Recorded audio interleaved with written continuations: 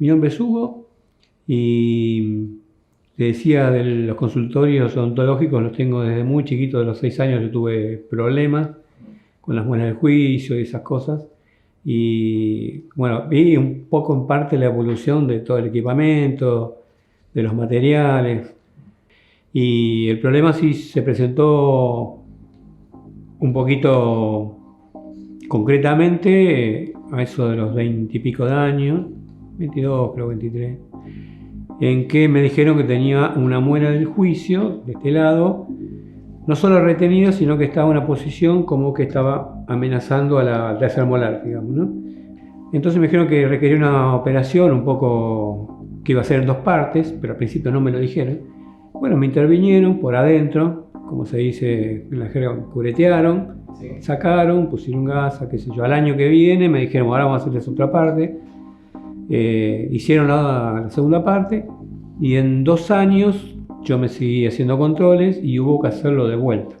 ¿Qué era lo que me pasaba? A mí se me hinchaba la cara por periodos, se me hinchaba mucho, se me deformaba la cara, quedaba así, no podía dormir de ese lado, me costaba caminar, depende de dónde pisara, no podía toser. Todo lo que uno hace con la cara a mí me molestaba durante una semana, 10 días. Después me volvía a resumir en su forma normal, digamos. Ya, esas molestias que tú describes, ¿eran más inflamación o notabas que el hueso estaba deformado? No, era inflamación, Ya.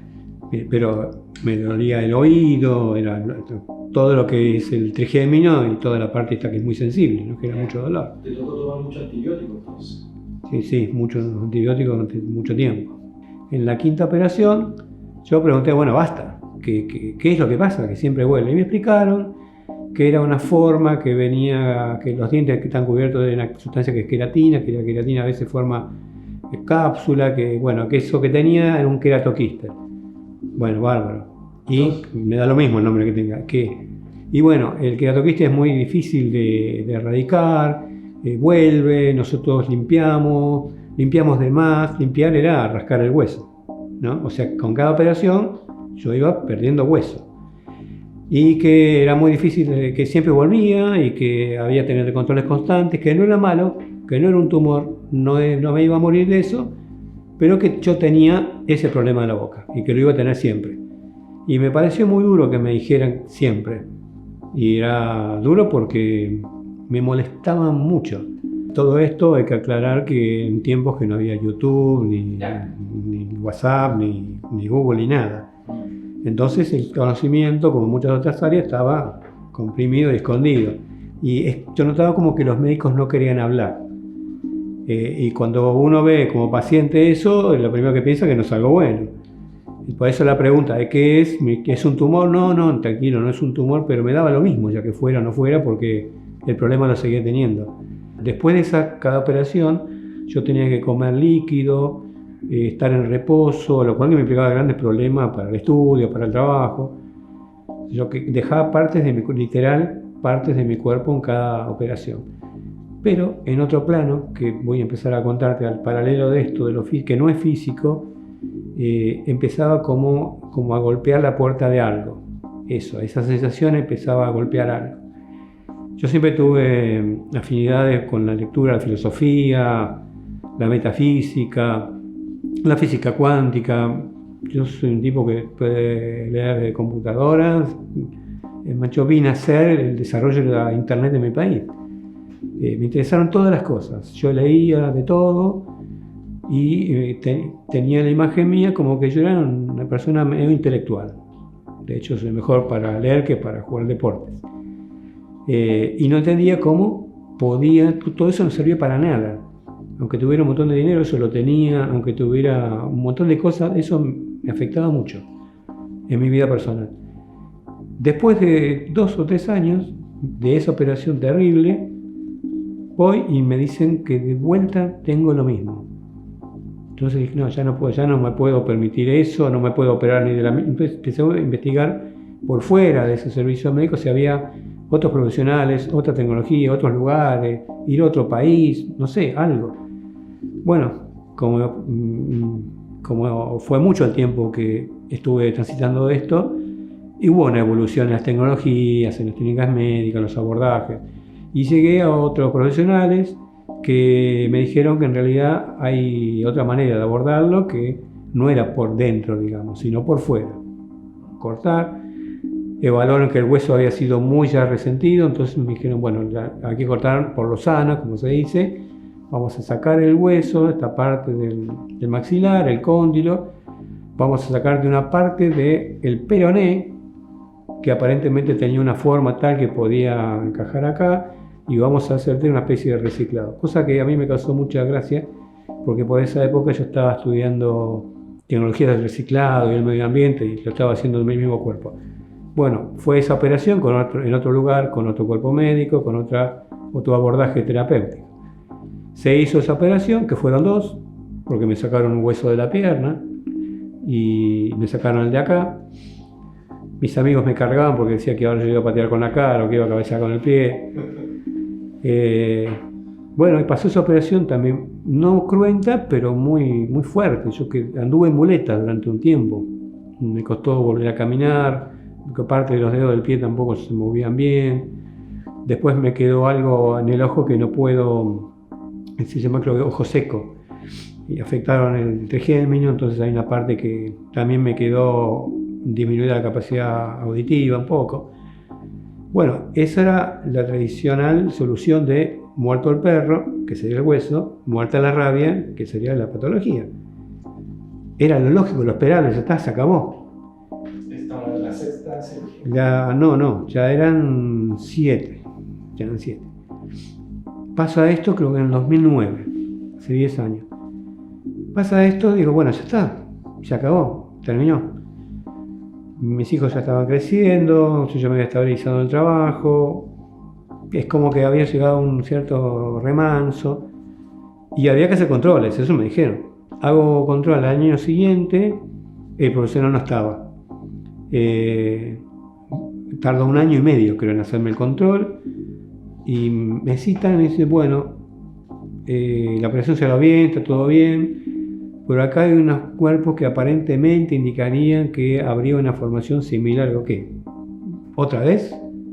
No puede ser. Si sacaron el hueso, si tengo otra cosa acá, o sea, si el hueso que tenía no estaba afectado y lo pusieron ahí, ¿cómo vuelve algo que no estaba? ¿A dónde volver? No me entraba en la cabeza. Tampoco me entraba en la cabeza cómo la medicina podía errarle tanto y no hacer lo que uno esperaba que hiciera.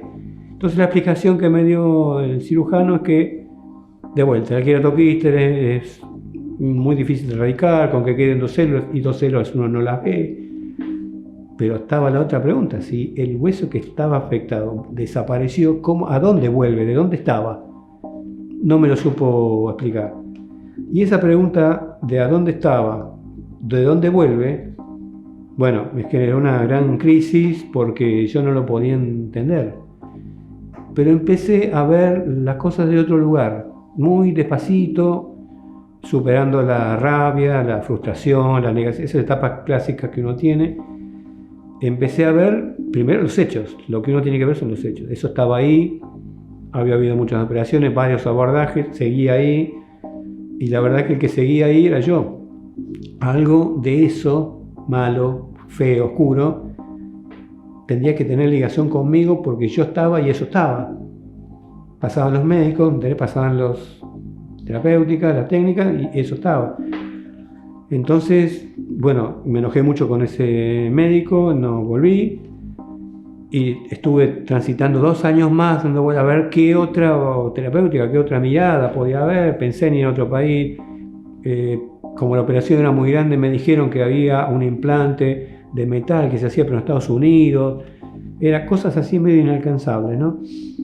Y bueno, encontré una persona que me dijeron que en un momento dije, bueno, acá yo soy informático y acá hay que resetear y volver a ver cómo levanta el sistema, con qué herramientas, con qué capacidades.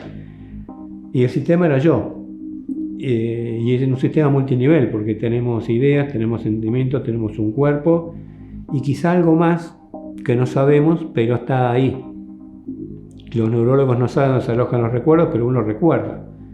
Y en el caso mío, yo con ese ejemplo pensé, bueno, yo no tengo, si si no se sabe dónde está la memoria, pero hay recuerdos, quizá no se sepa dónde se aloja físicamente algo, pero haya un algo que esté en otro lado, que la medicina llame queratoquista, el tumor, carcinoma, lo que sea. Para mí era lo mismo, porque me di cuenta que nadie me embarazó, lo armé yo. De alguna manera, equivocada, no recuerdo tanto, empecé a asumir de que, no, primero aceptar de que podía haber algo que tenía que ver conmigo, con eso, que mi problema de la boca era mi problema que se manifestaba en la boca, pero que venía de otro lado y de otro tiempo, quizás, de la más tierna infancia. La verdad, no lo sé. Vamos a la última operación, entonces voy ya avanzada, vamos a ver las tecnologías de desarrollo de imagen, de diagnóstico. Voy a ver un médico que era una eminencia, de esos que viene de familia de médicos reconocidos, de los hospitales de clínica.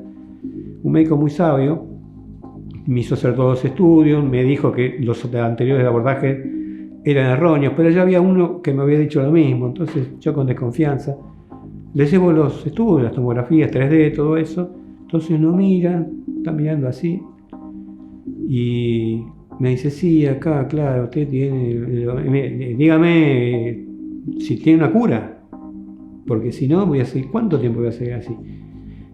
Y me dice de vuelta la misma historia, más o menos con otras palabras. Y me dice, esta formación es aleatoria, que es para mí la zaraza, piripipi, como se dice en mi país, y vuelve de tanto en tanto, no se puede predecir, no tiene ciclo, no hay manera de ver cuándo vuelve. Sin embargo, es muy resistente a las terapias, cosa que yo ya sabía. Se puede alojar en intersticios donde otra formación no podría, es resistente, es capaz de superar las presiones, tolerar presiones grandes. Y me pareció algo muy curioso porque en el momento en que me lo decía, en el momento en que me iba describiendo cómo era esta formación, que yo intuía que no quería decir la palabra tumor, yo es como que me alejé de yo estaba frente al médico y como que me alejaba de la imagen, como que me vi en otro plano, como que me vi a mí y a él hablando, como esos relatos que tienen las personas que dicen que se van de los cuerpos y ven la operación. Entonces, desde ese otro lugar, que no era yo, pero sin embargo era mi conciencia, entendí que de lo que estaba hablando, si bien él hablaba del tumor, yo me podía identificar con las cosas que él decía, porque yo soy así, yo me meto en lugares donde a veces no es recomendable meterme, soporto muchas presiones, difícil de predecir cuándo voy o vengo. Entonces fue muy fuerte porque me di cuenta de que eso de que él estaba hablando, describiendo, era yo. No era mi tumor, era yo. Y tenía lógica porque ahí fue más fácil hacer el link, el puente, en que mi tumor era yo, una parte de mí. Entonces, cuando tomé conciencia de eso, él me miró y dijo, ¿qué pasa? No, usted está hablando, ¿de quién está hablando? No, del tumor. Bueno, usted está hablando de mí. Sí, de su tumor, no, me está hablando de mí. Entonces tuvo otra charla ya en otro plano con él y me explicó mejor cómo sería la operación, qué es lo que esperaría, cómo tendría que ser. Y yo ahí ya yo siempre tuve un sueño de ir a Machu Picchu, desde que tenía 20 años.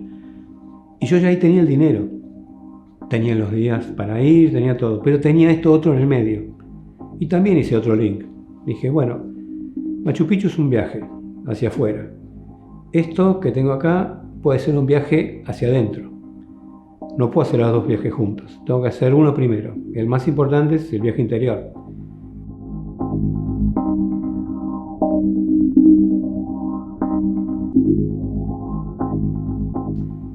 Entonces pusimos una fecha, me dio como unos 2-3 meses para coordinar la operación, iba a salir de vacaciones.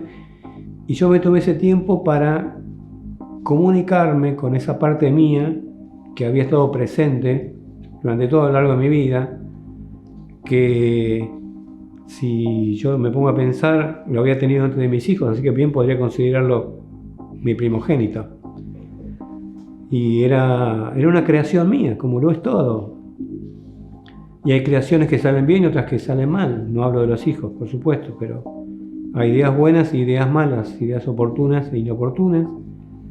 o ideas que acunan en un lugar que no es conveniente. Yo, que siempre me creí un intelectual, como te decía, resulta que este tumor benigno, como quieras llamarlo, ya tenía 2,5 centímetros y estaba a 2 centímetros de la dura madre, la base del cerebro. O sea, estaba cuestionando la base de mi intelectualidad y yo no me lo podía permitir.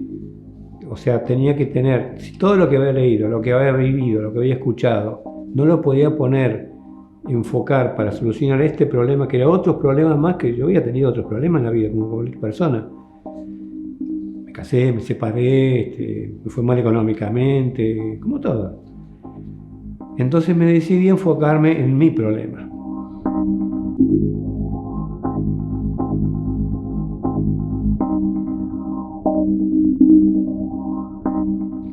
Y enfocarme implicó empezar a primero darle entidad a eso que estaba dentro mío, a tratar de entender cómo podía comunicarme. Le puse un nombre y empecé a estar mucho más atento a él que a mí. Cuando digo más atento es la manera de comunicarse que tenía era el dolor. Y el dolor uno siempre es algo que rechaza, que quiere tapar con fármacos. Y yo entendí que el dolor era un mensaje. Entonces no tenía que rechazar el dolor. Tenía que asumirlo, aceptarlo y si se podía transformarlo, transmutarlo.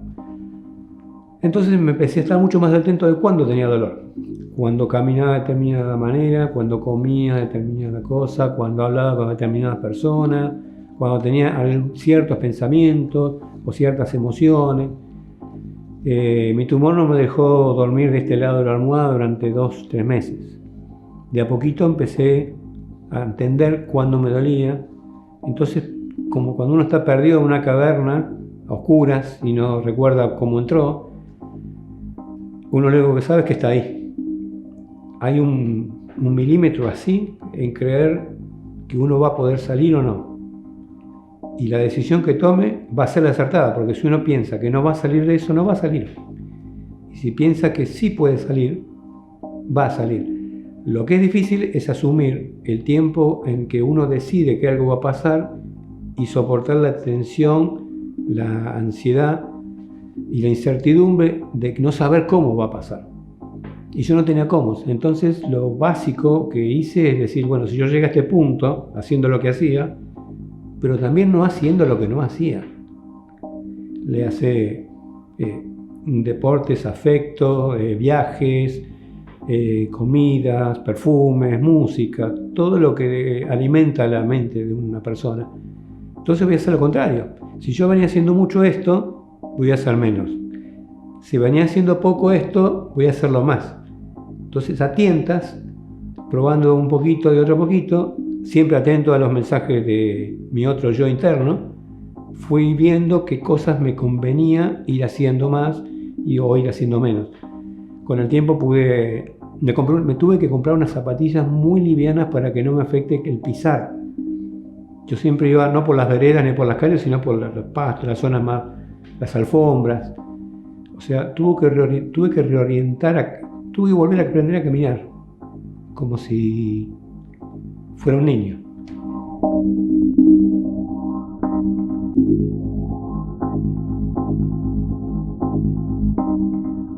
Fue muy duro, muy largo, pero empecé a comunicarme y le puse un nombre. Mis hijos tienen nombres, claro. Y le puse Tumi. Sí, porque pensé que era un tumor amistoso. Él me había acompañado en las soledades de mi juventud, me había acompañado mientras yo hacía lo que creía que era más importante. Fue mi amigo cierto tiempo y llegó un momento en que no nos convenía más estar juntos.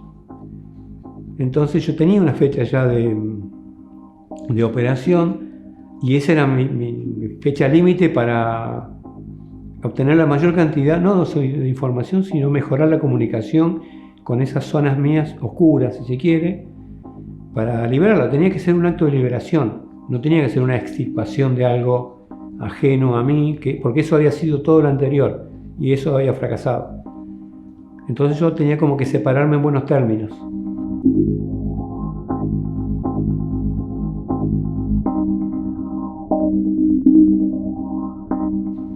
Y recuerdo que el día antes de la operación tuve como una charla conmigo mismo, en la soledad, y como se dice, me dije todo lo que me tenía que decir.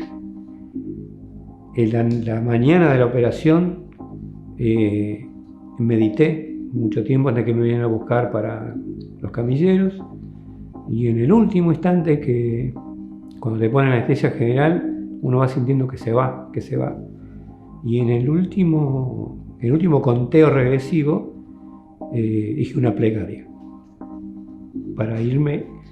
Yo me estaba yendo, pero sentía que él también se estaba yendo, pero se tenía que ir en paz, como dos buenos amigos. Tuvieron que reseccionar el pectoral para completar acá arriba, toda una cosa que, o sea, yo fui con una idea y aparecí cortado de otra manera. Pero después me explicaron que eso no fue necesario, que hubo que tomar la decisión en ese momento.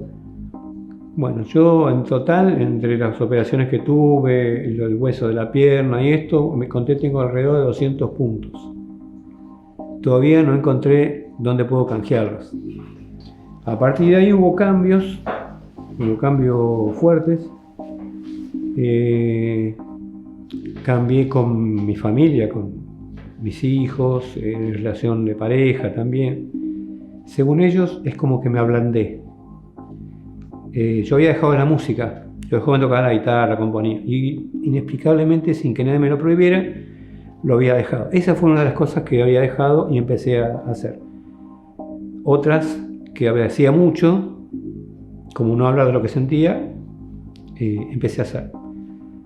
Y así como que me fui reconstruyendo. Pero faltaba la prueba final, que es la que yo siempre fallaba, que es que no haya recidiva, que no vuelva a eso. Me puse como una misión, una decisión de que eso no iba a volver, y si volvía, porque no podía descartar nada ya, yo ya estaba en un camino en donde solo faltaba profundizar, que era como un viaje interior, antes de hacer ese otro viaje a Machu Picchu. Bueno, hice el viaje, y con las mismas zapatillas que yo me compré para poder caminar sin que me doliera, que son las mismas que llevé a la operación, con esas zapatillas subí al Machu Picchu. Y a la vuelta, es más, a mí me tocó un día de lluvia subir, y la lluvia fue cuando estaba arriba.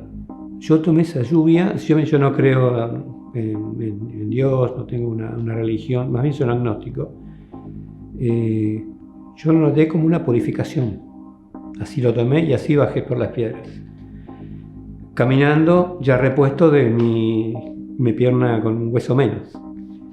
O sea que pude hacer cosas que postergué con elementos que ya no eran los mismos, como mi pierna, que estaba menguada en su fuerza, pero que me sirvió para llegar a donde quería llegar. Y a la vuelta me hice los exámenes, los estudios, todo. Fui, lo llevé al médico y me dijo que no tenía nada.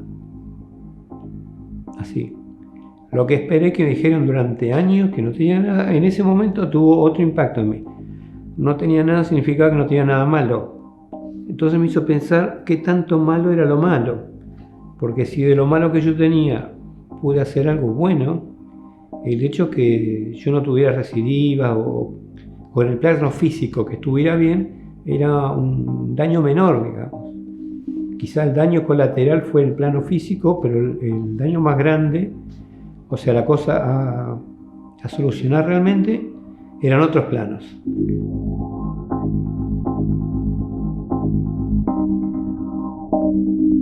Bueno, a partir de ahí, yo quedé con la cara deformada, también hinchada mucho tiempo, pero 15 horas de operación, fue muy extenuante. Yo pensé, ya estaba curado, pero dije, bueno, ya estoy con la cara deformada, ya no podía cantar, por ejemplo. Bueno, hay cosas que uno sacrifica en el camino, no hay nada de un objetivo mayor. No había quedado bien para vocalizar, tuve que hacer rehabilitación, y, o casualidad, a partir de ese momento yo empecé a tener oportunidades de hablar, de desarrollar los temas que yo venía estudiando ya de antes. Temas raros como la tecnología espacial, por ejemplo.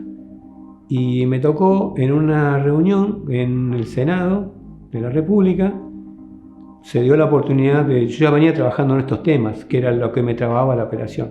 Me invitaron a hablar de ese tema. Y en un momento ahí, como ahora estoy frente a esta cámara, me están filmando la gente de medios del Congreso, y me di cuenta que estaba haciendo lo que antes no había podido hacer, aún con todas las partes de mi cuerpo. Que quizá hubo que pasar todo eso para que pudiera hacer algunas cosas menores, como hablar de un tema que nunca se habló, de tecnología de punta, en el parlamento más alto de mi país.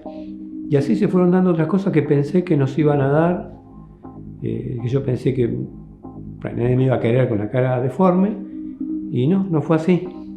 Y me rehice, y si bien tengo algunos problemitas, a veces para dormir del mismo lado, o problemas menores, digamos, yo me parece que hice un camino que me llevó muy lejos sin caminar ni 10 metros, que fue dentro mío.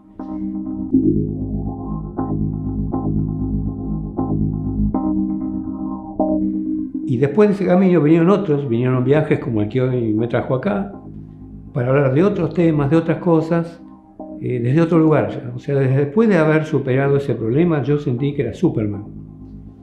Nada me podía frenar. Es más, en una reunión hace poquito, cuando comentaba este hecho de manera coloquial, un amigo, en realidad era el amigo de un amigo que yo no conocía, se puso mal cuando yo lo contaba porque él me decía que la madre tenía cáncer y que ya no podía con esa situación, y que por favor le escribiera esta historia. Y se la escribí, se la llevó a la madre se emocionó mucho, y yo ahí me di cuenta que Tumi, que había estado dentro mío durante mucho tiempo, y yo como que lo envié al más allá, digamos, en realidad siempre estuvo. Y no tengo certeza, desde un método científico, de que no esté ahora mismo. Por lo tanto, si yo lo pude manejar en algún momento, lo pude traer, plasmar en papel, dar a otra persona que aparentemente le sirvió. Entonces me di cuenta que todavía eso puede servir. Todavía puede seguir caminando sin mis piernas.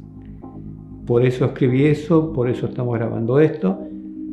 Y a mis amigos, la gente que yo estimo, le di esta historia para que la tenga en mano, por si en algún momento ven a alguien que siente que le puede servir, que se lo dé. Y me consta que tiene un valor muy grande. Entonces, si existe otro plano en donde las cosas existan, si la persona cree que hay un cielo, un infierno, un más allá, o una cuarta dimensión, un Valhalla, bueno, no todo lo que camina vive, ni todo lo que dejó de respirar deja de existir. Entonces me parece que tenemos esa posibilidad como seres humanos de rehacernos a nosotros mismos. De hecho, si somos conscientes, nosotros empezamos de 2 células, nada más.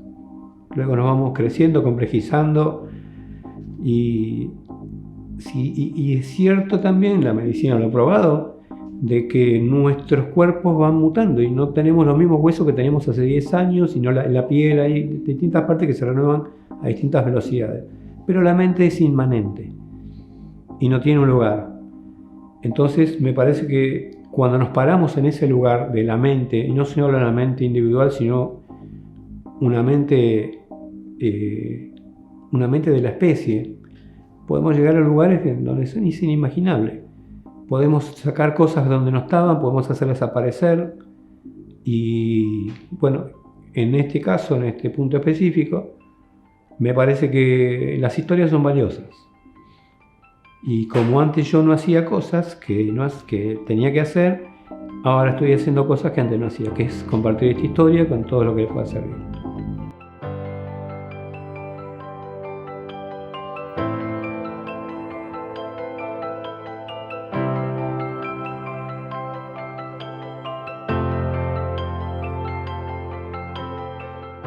A la quinta operación Dicho esto, cuando yo lo comento en otros lados, hay gente que pasa toda su vida y no se operó de nada.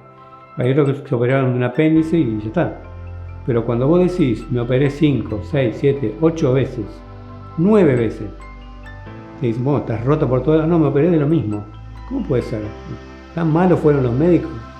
¿Tan malo era lo que tenían? Y sí, un poco de cada cosa.